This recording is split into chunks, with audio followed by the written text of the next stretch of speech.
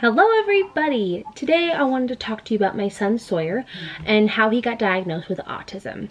Now this story is going to be a mishmash of things. It's going to be like how it was diagnosed and where, and then like the pre-stuff that I saw in him and what made me get him diagnosed. So first I started seeing signs right away when he was 2. I heard a lot from the doctors saying, it's possible it could be autism, but let's give him more time. I feel like it's a normal thing for most parents with special needs kids is that we hear from our doctors they need more time. And I don't know about you, but all of my other typical kids, I've never heard that before. And every child that I've been told those words all have a disability. So it says a lot, right? I think that it's for me, a red flag. If a doctor says your child needs more time, to be aware that there's a possibility that there could be something bigger going on. I'm not saying that all cases are like this, but for me in my life, when a doctor said that to me, it usually has ended up, well, it all has ended up with my children having a disability. So I just want to put that out there, which is not something to scare you, because I just haven't met anybody that has had those words thrown at them.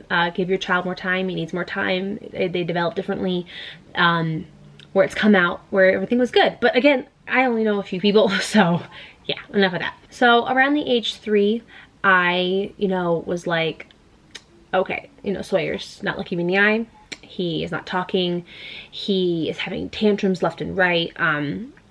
He is struggling, and he's definitely not hitting the milestones as a typical 3-year-old.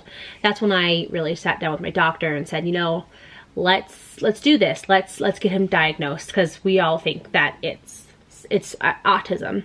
Now this is the part that was super frustrating for me. Like, this is the part that goes along with Griffin. If you follow our journey, everyone's saying he needs more time. They develop differently, blah blah blah. So we go to, it was a school, it was a preschool that was half typical children and half special needs kids, and they specialize in special needs stuff, and they had special classrooms for the kids, and it was really great. And then of course they did diagnosis stuff too. So we got referred there, and at 3, Sawyer was sent there to get diagnosed. And we did the whole thing, which they played with like blocks and stacking and eye contact and verbal cues, and they did a whole thing with me and all of the, like, they asked me a bunch of questions like how he is and behaviors, and it was like, I think it was a 2-hour appointment. It's really emotional. They're scoring your child. It feels horrible when you do it. So if you're going through something like this, be prepared. It's not going to feel good. It's going to be awful. You want them to say your kid is going to be fine, but like if you're really in tune with your child, and you have a suspicion that something's going on, in deep down in your soul that probably something's wrong. But okay, so Sawyer, I keep saying Griffin, sorry. Sawyer at 3 goes there. We do that, and what happens is exactly what I said in the beginning.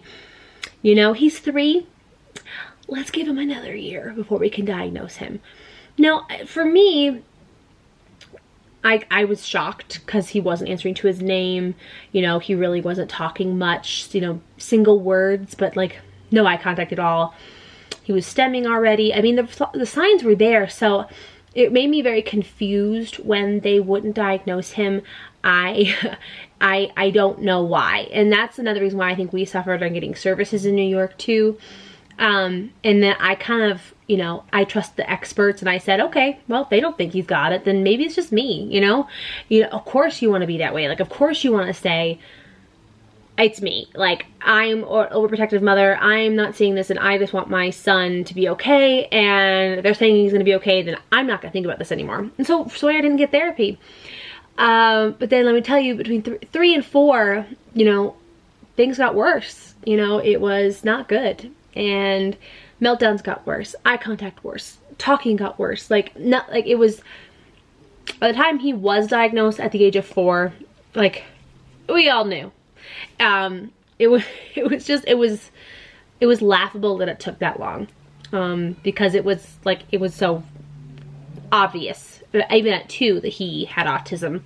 So I go through the year. We are trying to get into some therapy because his doctor is concerned and like says, you need to try to get him physical therapy, you need to try to get him in speech. And we couldn't really get into any therapies at all. So luckily we got into the school that they had, the special needs school, which, you know, was a good school. I don't want to talk bad about this school. I don't know why they really wanted to give Sawyer more time. Maybe this is common amongst some schools' practices, but yeah, we got into the school. It was the only school that was by us. We live in a very small town, so we were blessed to have anything for them. He was enrolled with Griffin, and it was in September. By October, we had his evaluation, and we did the whole thing, and then he was diagnosed with autism. And it was hard to hear, because a year ago, the same people told me it's probably not, he needs more time. And it was not great. Like, I remember walking in knowing that today was the day he was going to get diagnosed. There was no way. These people have seen him. Like, he, you know, he just fit every box of autistic child. It was going to happen. But it was hard for me not to be upset at these people for letting him lose a year of possible therapies. And you know, you can't cry over spilt milk, but it was definitely really difficult for me. But that was, you know, I couldn't do anything about it. But yeah, so we went through the same kind of testing, you know, physical therapy, OT, speech, all saw him. And then I think someone, not a social worker, someone who does like social stuff was there too, that went over everything. And yeah, he was diagnosed with, in New York they do it differently. Like, I know there's levels. They said he was medium, moderate, you know, not severe, not, you know, low. He is moderate. They did like to say high functioning autistic child. I know that is a controversial term. I'm just saying it's what I was told. And I think they say that just because Sawyer is very good at academia. He's good at math, he's good at reading, he's loves to learn.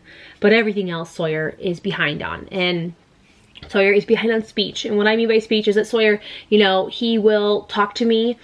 Like, I'll say, how was your day at school? He'll say, good. And I'll say, what'd you do in art class? Good. You know, did you know, jump in a pool today? Good. You know, like, he doesn't hear me sometimes. Sometimes he really does hear you.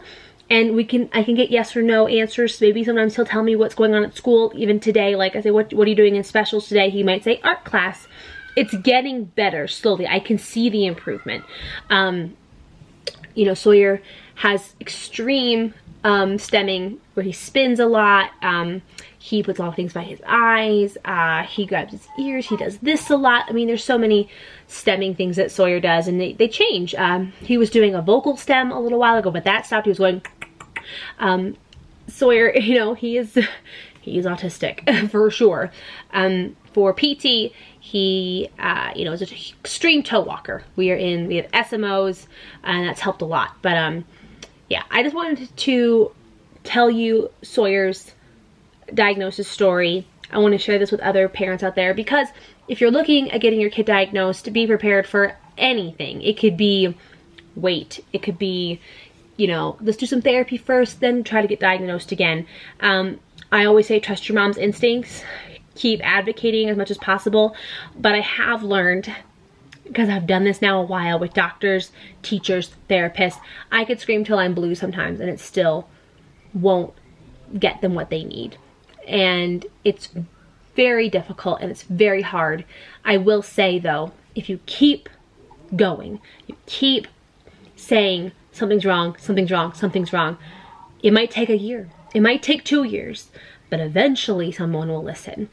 So please know that. I've learned that with those 2 boys in so many cases, between Griffin's diagnosis, where it took him till he was 18 months old, when I said from birth that something was wrong. No one listening, to Sawyer at 2 going, whoa, something's wrong. Nobody listening. So don't give up, mamas and dads out there. If you feel like something's wrong, keep bringing it up. Keep saying it. Someone will listen eventually. I hope this video helped. If you have any questions about Sawyer's diagnosis of autism, I would love to answer them. I hope this wasn't too controversial. This is just my story and Sawyer's story and how this whole thing came about. It's just crazy.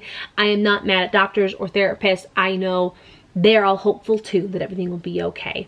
I just wish that the parents would be listened to and them try to do something first instead of waiting. You know, what is the hurt in getting an expert to look at your child to see if anything's going on. But yeah, I'm gonna let you guys go, and thank you for watching this video. Like and subscribe, and we'll see you next time. Don't forget, guys, you are wonderful. Bye.